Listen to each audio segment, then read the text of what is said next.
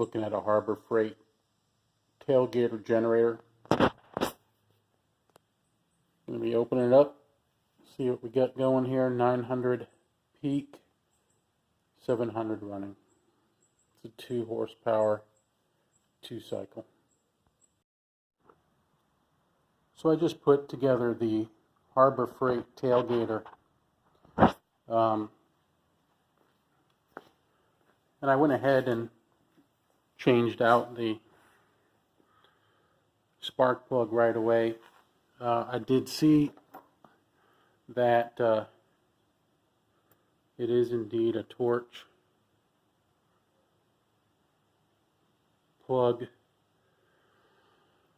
So I actually replaced it with one of these E3 plugs, and the internet says that it's compatible with the BP6ES and BPR6ES. So I went ahead and switched that out right from the get-go.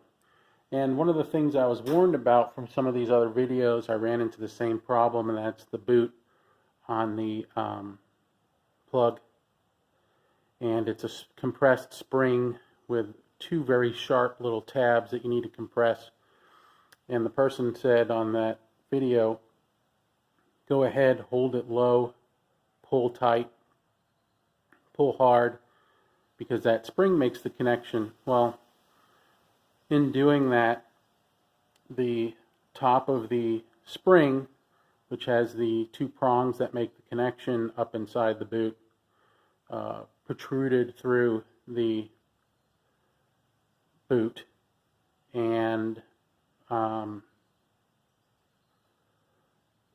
still retained on the spark plug. So that was a pain.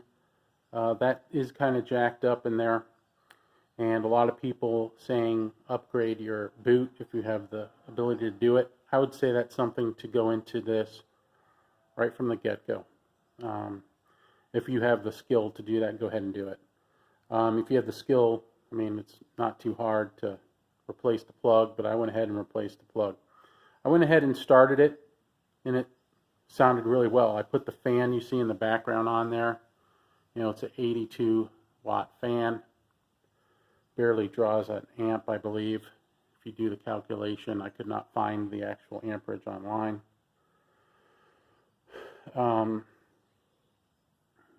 But it ran just fine. And one thing I was surprised to see is that the generator is not all that loud. Certainly not as obnoxious as your weed whacker. Certainly not as obnoxious as your chainsaw. So that's great. Now, again, this is drawing what? About 1 amp, I said, right? So, you know, I haven't really kicked this anything crazy. So that's where we're at. So far, so good. I went ahead and put the pre-mix stuff in. I think I'm going to, on this item, use the pre-mix stuff. You know, and I also went ahead and put stable right in there also. Went in, squeezed an ounce in there, put it in. You know, with these Harbor Freight things, I'm not taking any chances. Also, I checked, you know, the fit and finish. You know, people talk about the screws and everything being loose. I checked that. The plug was tight in there. This is an 024. An 024. Let's take a look and verify here. And, you know, the internet says that this is a better build, a better factory. The only complaint I really have, or worry I have, one, I was a little concerned. It took probably about 10 pulls to get this started. Of course, it was dry, but You know, with the spark plug situation, you know, I was a little worried that I wasn't getting contact, and I was going to have an issue of getting that plug to that plug spring out and get better contact and get the retention straight. So that was not an issue.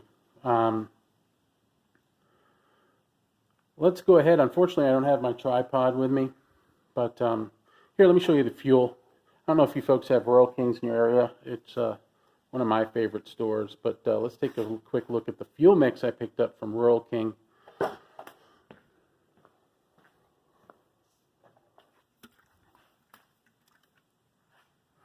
is what we're working with.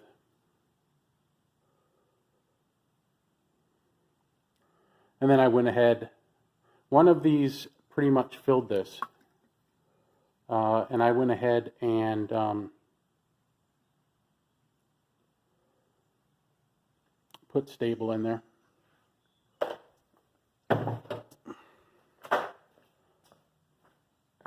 So let's see if I can do this one-handed. It's really not going to be great video here, but let's make sure we're on. Let's see if I can get this started.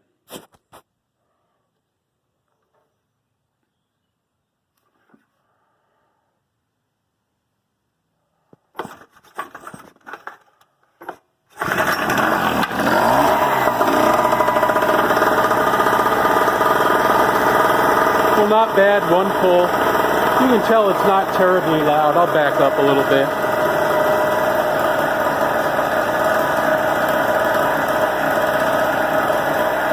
But there we go. Harbor Freight Tailgator. You know, I don't think you need me to plug it in. It works. The electricity's coming out of it. Time will tell. I'm going to take care of it the best I can. This is my second generator. I also have the 3,000 watt inverter. So far, so good. That powers my 26-foot camper. AC and all, no problem. Microwave, no problem. So knock on wood, that keeps performing. Thanks for checking out the video. Hope this helped. Okay, I know I had concluded the video, but let's add these few bits here.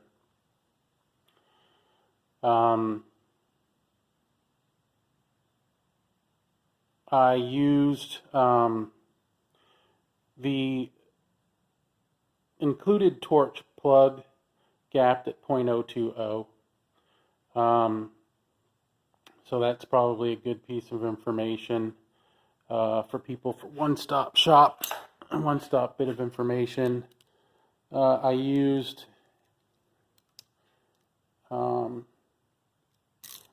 a 13 by 16 deep socket. And then for the heck of it, I know the situation is a little bit convoluted, but I have an electric pole saw. It is 8 amps.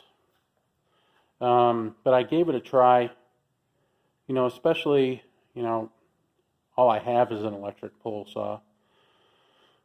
But, you know, if I want to go to different parts of our property and get some things cut, which is upcoming, in a pinch, if I need to use this, I wanted to see if it would run it. And it did it just fine. Obviously, it's outside of the standards of what is recommended. Certainly do not recommend it, but I'm going to give it a try in a pinch if I need be. And one other note, ran much smoother with a load on it. So the load, the idling speed was a lot rougher than the load speed, for whatever that's worth. Just an observation, things I'm hearing and seeing, and you know, maybe you'll experience it too, and then it will seem somewhat normal. Or if it fails and it doesn't seem normal, I'll update the video later down the line, or I'll update the channel later down the line if I have some other issues. But I also went ahead and turned it off by taking the load off of the generator and then shutting the fuel off, and it ran for probably another 8 minutes at least, if not a bit longer, until the fuel in the bowl bled out. So that will conclude the video, and if there are any other updates or other things I think of, I'll throw them in or post a new video for you. Like and subscribe, and thanks for watching.